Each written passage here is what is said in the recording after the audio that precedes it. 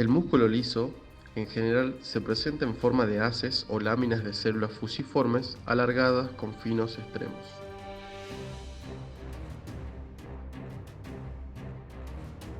Las células, también llamadas fibras, tienen una longitud que oscila entre 20 micras en la pared de los vasos sanguíneos y unos 200 micras en la pared del intestino. Pero durante la gestación pueden alcanzar 500 micras la pared del útero. En el músculo liso, los núcleos están ubicados en el centro de la célula y con frecuencia exhiben un aspecto en tirabuzón, en los cortes longitudinales. Esta característica se debe a la contracción de la célula durante la fijación y suelen ser útil para distinguir las células musculares lisas de los fibroblastos en los cortes histológicos de rutina. En la célula no contraída, el núcleo aparece como una estructura alargada que le da un aspecto de cigarro. Podemos encontrar un músculo liso en las paredes de órganos huecos y aparato digestivo, circulatorio, respiratorio y urogenital, y en paredes de vasos sanguíneos. Este es involuntario, está inervado por el sistema nervioso autónomo, posee células fusiformes, presenta distensibilidad y la contracción genera presión en el interior de los órganos. Otras características son que posee células largas con núcleo central, tiene organización cercana que forma placas y no posee estriaciones. Existen dos tipos de tejido muscular liso: el tejido muscular liso multiunitario y el unitario. El tejido muscular liso multiunitario es donde las células son independientes unas de otras y no están unidas por uniones comunicantes. Las fibras pueden contraerse de manera independiente y se presentan en aquellos órganos en los que es necesario un ajuste muy preciso del grado de contracción. Se encuentra en la pared de las grandes arterias, pared de bronquios, músculos del iris, músculo ciliar del ojo y músculos piloerectores. El tejido muscular liso unitario se denomina liso sincitial o visceral porque se encuentra en la pared de diferentes vísceras del tubo digestivo. El término unitario no se refiere a fibras musculares únicas, sino a una masa de cientos de miles de fibras musculares lisas que se contraen juntas como una única unidad. Y las fibras no pueden contraerse independientemente una de las otras.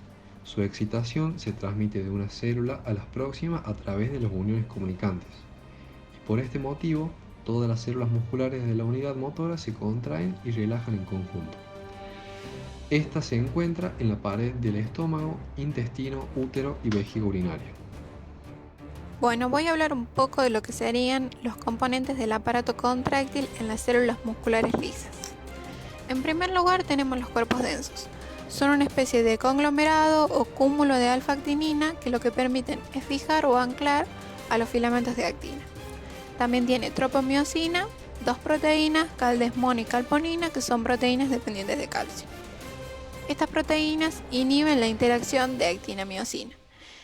Tiene filamentos gruesos y dentro de los filamentos gruesos tiene filamentos gruesos de miosina de tipo 2, que se dispone en forma de filamento grueso polar lateral. Bueno, en las proteínas accesorias la más importante es MLCK, sus siglas están en inglés y significa sinasa de las cadenas ligeras de miosina.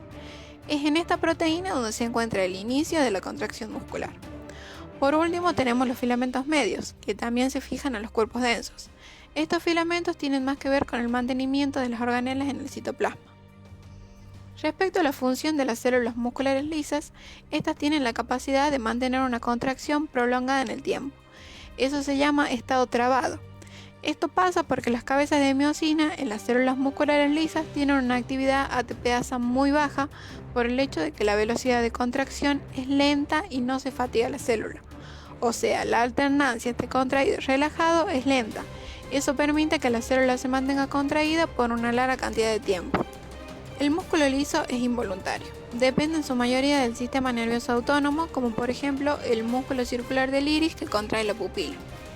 También depende de hormonas, por ejemplo una fibra que está en la pared de un vaso sanguíneo. Por último, algo importante de las células musculares lisas es que tienen la capacidad de sufrir hiperplasia. Esto significa que se pueden multiplicar, pueden hacer mitosis. ¿Para qué? Para regenerar una lesión del músculo liso. Estas células tienen la capacidad de dividirse, de tener una actividad mitótica aumentada para reemplazar el tejido muscular liso dañado por tejido muscular sano. Y también puede regenerarse por lo que es una proliferación de células madre mesenquimáticas que se conoce como generación de nuevo.